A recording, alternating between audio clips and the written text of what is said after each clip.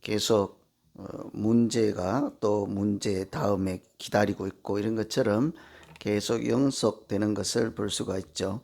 다윗은 압살롬 자기 아들이 반란을 일으켜서 도망을 갔다가 다시 그 반란군을 진압하고 궁으로 돌아 이렇게 오게 되었죠. 돌아오면서도 그런 그 반란을 경험하면서 또다시 광야에 내쫓김을 당하는 과정을 통해서 많은 것을 느끼지 않았겠습니까? 또 배웠을 것입니다. 그래서 이렇게 돌아오는 길에 자기가 쫓길 때는 저주를 하고 돌을 던진 사람들까지 다 품어주고 나라가 다시 하나 될 수 있는 그런 노력을 많이 하는 것을 볼 수가 있죠.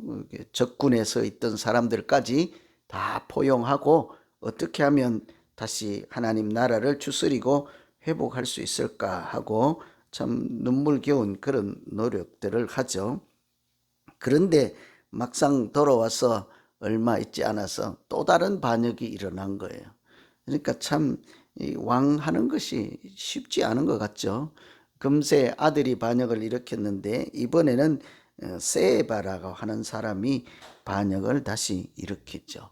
그래서 한쪽은 이제 분열된 나라를 다시 하나 되게 하려고 하는 애를 쓰는 사람들이 있고, 한쪽은 자꾸 그 나라를 다시 나누고 분열시키는 이런 두 가지 장면을 보면서 이런 일은 우리 어디에나 있기 마련이지 않습니까? 나라에도 그렇고 예전에도 그랬고 지금도 그렇고 항상 그렇죠. 가정에도 그렇고 교회에도 마찬가지인 것입니다. 그래서 우리가 오늘은 이런 반역하는 압살롬의 반역과 세바의 반역을 보면서 우리가 믿음으로 살아갈 때 하나 되게 하는 그런 믿음으로 살 것인지 분열하는 믿음으로 살 것인지를 잘 살펴보면서 어떻게 하면 분열된 것을 하나로 이렇게 만들어 갈 것인가, 그렇게 기도하시면 되겠습니다. 성경은 뭐라고 할까요? 분열하는 것과 하나 되게 하는 것, 당연히 성령이 하나 되게 하신 것을 지키라 하는 말씀이 있는 것처럼 믿는 자는 자꾸 하나 되게 하는 것이죠. 왜 그런 거 하니? 이제 성경을 잘 읽어보시면 성령도 하나요, 하나님도 한 분이시요, 우리 주님도 한 분이시요, 교회가 여러 이름으로 있을지라도 사실은 교회도 그래서 하나잖아요. 그죠? 통합교회로서 하나잖아요. 그래서 늘 하나 되게 하는 것을 강조를 하죠.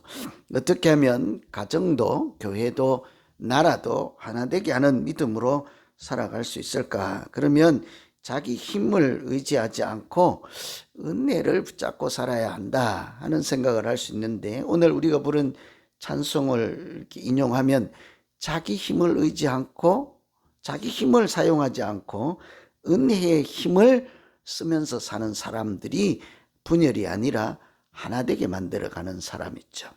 여러분, 은혜가 힘이라는 것을 종종 경험하십니까?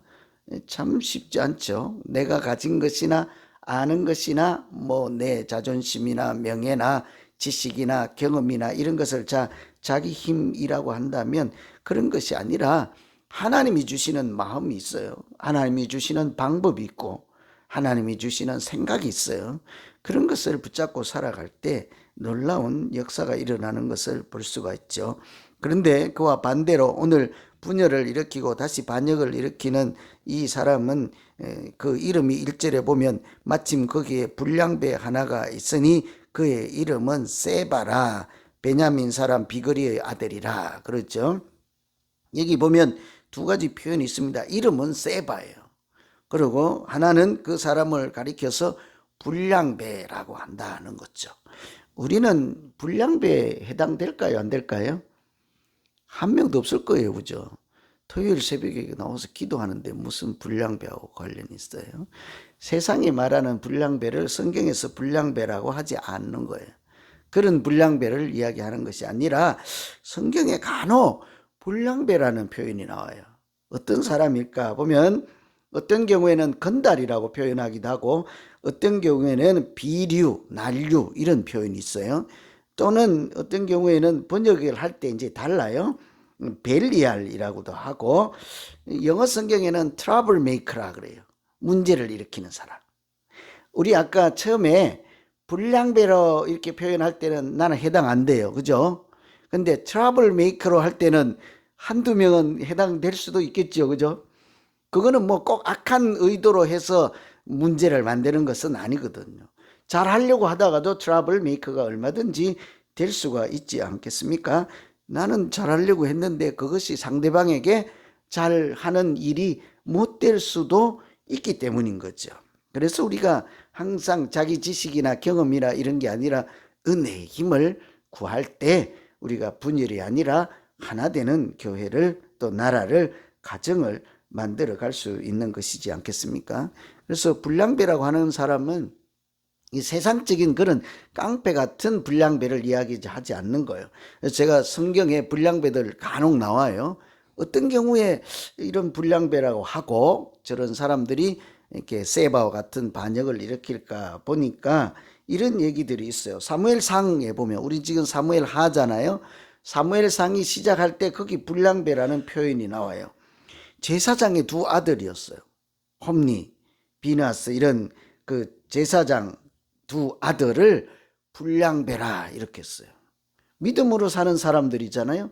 제사를 돕고 이러하는 사람들인데 이 사람들이 아버지 제사장과 달리 어떻게 하는가 하니 그 재물을 가지고 오면 이제 뭐 이렇게 때로는 태워서 제사를 드리기도 하고 때로는 삶아서 드리기도 하고 여러 방법이 있을 거 아닙니까?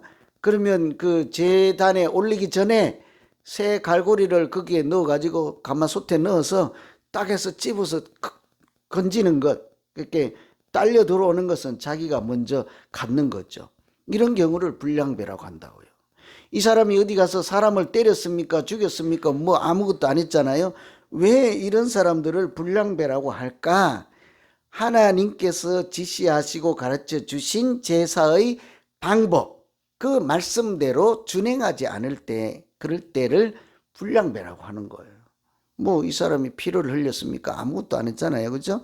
제사를 드리는 방법을 하나님의 뜻대로 따르지 않을 경우에 성경은 불량배라 한다. 이런 것을 볼 수가 있습니다. 또 하나 찾아보면요. 이것도 사무엘상 10장에 있는 말씀이에요. 이렇게 하나님께서 사울 대신에 다윗을 이렇게 다음 왕으로 기름을 부으시고 왕으로 임명을 하잖아요. 이렇게 다윗을 왕으로 임명을 하고 기름을 부었더니 그 뒤에 있는 사람들이 그래요. 몇 명이 저 사람이 왕 제목이나 될까? 저 사람이 나라를 구원하고 우리를 지켜줄 수 있을까? 왜 그래요? 다윗이 모양새가 별로잖아요. 그 아들 여러 명 있는데 그 사무엘이 가서 보니까 첫째 아들도 인물도 좋고 덩치도 좋고 둘째 아들도 좋고 이 사람이다 싶은데 아니라고 하잖아요. 또 아들이 8명이니까 얼마나 그 중에 괜찮은 아들이 있겠습니까? 막내 아들 보니까 저 어디 가서 아버지 심부름 목동 양에 양치고 이런 볼품도 없는 이런 사람이니까 그러는 거죠. 저 사람이 뭐 우리를 구원하고 나라를 지켜줄 수 있을까? 이렇게요. 어떤 불량배 불량배들이 이르되 어떤 불량배들이 이르되 이 사람이 어떻게 우리를 구원하겠느냐 하고 멸시하였다. 이렇게 표현해요. 보니까 외모를 보고 자기가 보는 판단 기준으로 볼 때 이 사람이 우리를 지켜주거나 나라를 구원해 줄 수 있을까 하는 사람을 성경은 불량배들이라 이런 거예요. 왜 그래요? 여기도 이 사람들이 뭐 나쁜 짓을 하거나 뭐 아주 이런 험악한 그런 사람들이 아니잖아요. 왜 불량배라고 할까요?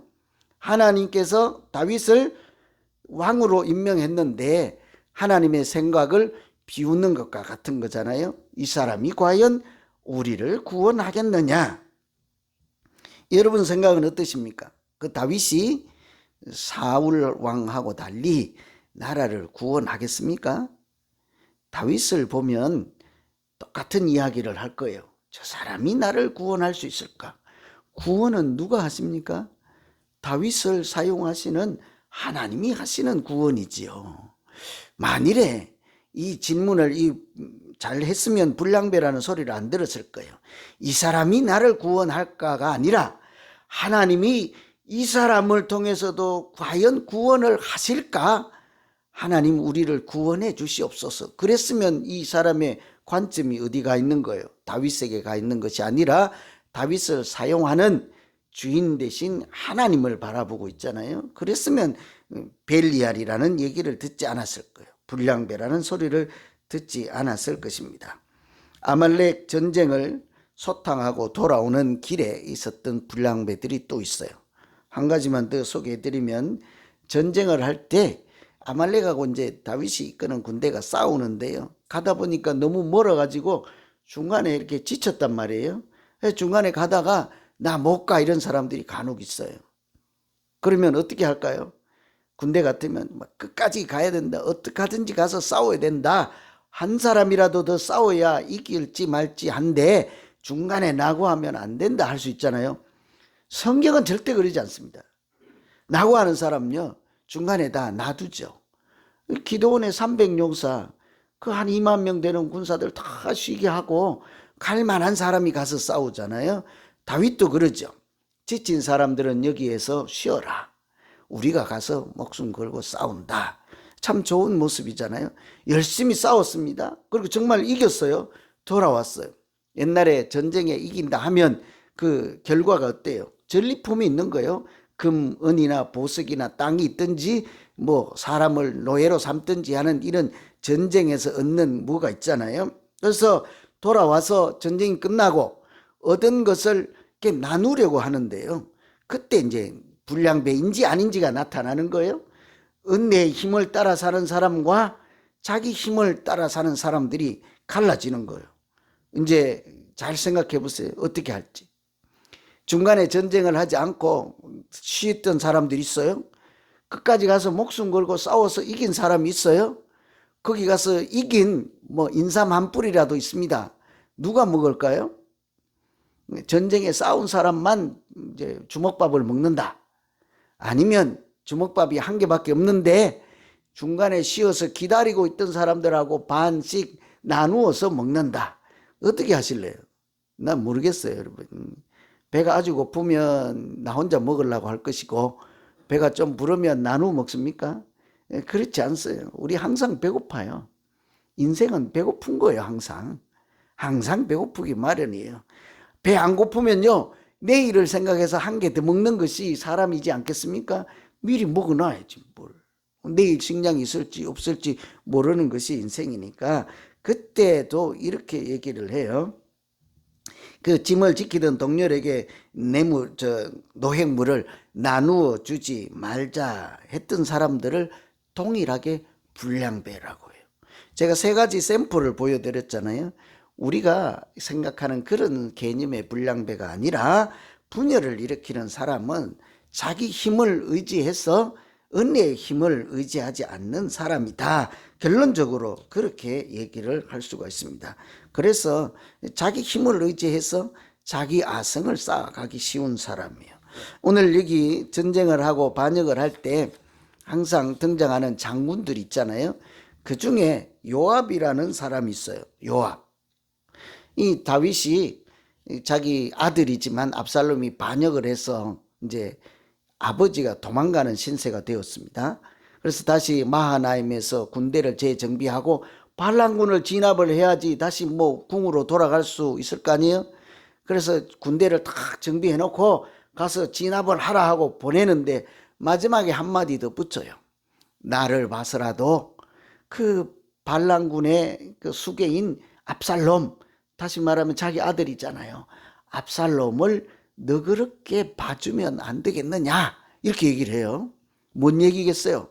저놈이 아버지도 알아보지 못하고 반란을 일으켜서 나라를 쑥대밭을 만들었지만 그래도 목숨은 살려서 데려오면 안 되겠느냐 하고 장군들에게 좀 부탁을 하죠. 그런데 압살롬을 죽인 사람이 누구입니까? 병사들이 아니에요. 얼마든지 살려서 데려올 수 있었어요. 왜냐하면 압살롬이 말 타고 노새를 타고 도망가다가 머리를 옛날에는 이제 상투처럼 했으니까 말 타고 가니까 높을 거 아니에요. 나무가지에 걸려가지고 대롱대롱 달려있는 거예요.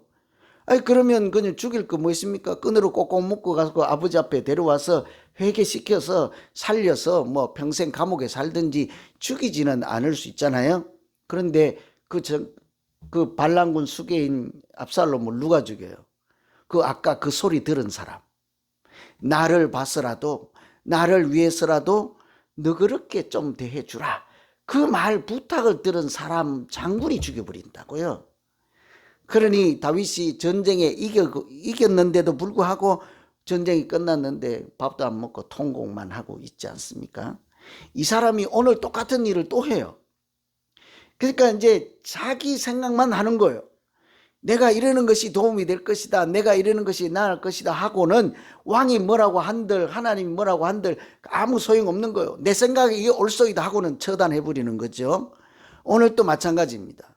다윗이 압살롬의 반역을 잘 무마를 시키고 하나 되게 하려고 온갖 노력을 다 하잖아요. 오죽하면 도망갈 때요, 돌을 던지고 왕인데도 불구하고 저주를 퍼붓고 욕했던 사람도 품어준다고요. 사람들이 저 사람 죽여야 됩니다. 왕을 욕하고 저주를 했던 사람입니다. 함에도 우리가 또 여기서 사람을 죽이면 되겠느냐 하고 그 사람까지 품어주잖아요. 그런 노력을 하는데 이번에는 그래서요, 이 압살롬의 반역을 일으킬 때 군대 사령관 했던 아마사라고 하는 사람을 다윗이요, 용서해줘요. 압살롬이 죽었으니까 뭐 장군이 살아봐도 별 수 있겠느냐 뭐 그런 생각도 할 수 있지만 적군이라도 다 저주했던 사람도 품어주었으니까 반역군의 군대 수장도요 용서해주고 기용을 해요. 등용을 해. 중요한 사람으로. 그러면 이렇게 해야 나라가 될 거 아닙니까? 이 사람 전쟁 대선 뭐 대통령 선거를 해도 투표할 때는 막 찢고 뽑고 하더라도 나중에 끝나면 어떻게 해야 돼요?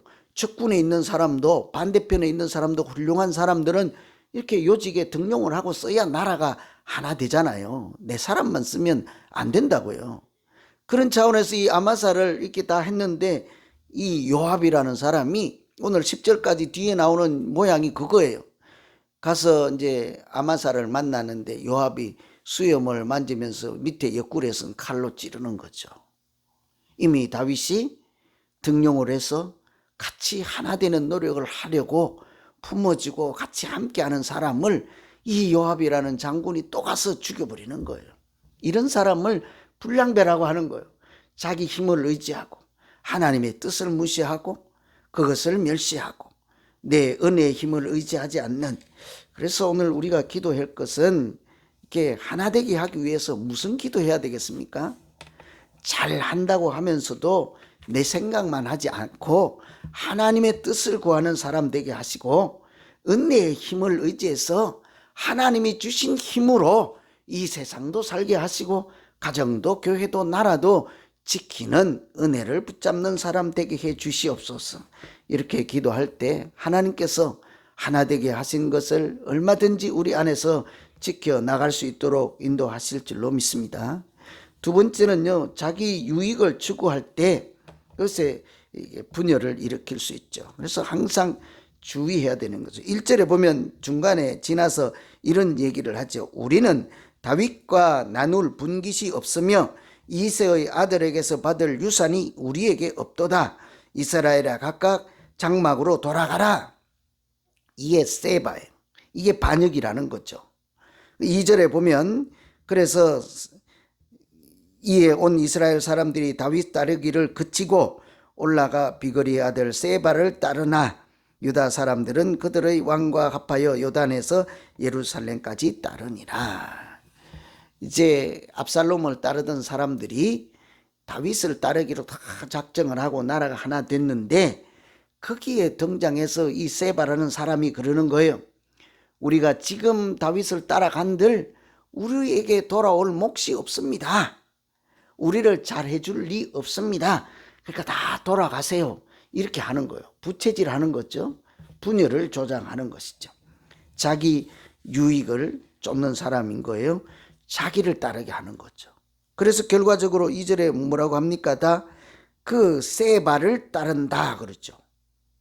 다 다윗을 따르던 사람들에게 무슨 말을 해서 자기를 따르게 하는 것, 이것을 아주 부드럽게 표현하면 자기 유익을 추구하는 사람이다, 이렇게 얘기할 수가 있죠. 항상 하나님 나라는 자기 유익이 아니라 먼저 그의 나라와 의를 구하는 사람이다, 그렇죠. 나눔이라고 하는 것은 항상 내가 그 자리에 서서요, 뒤를 돌아보는 거예요. 내 뒤를.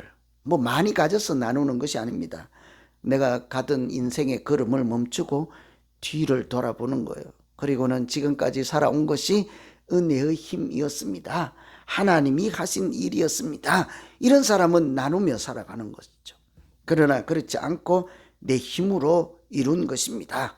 자기만 자기 중심적으로 보기 시작할 때는 나누며 먼저 그의 나라와 의를 구하기가 쉽지 않은 것이죠.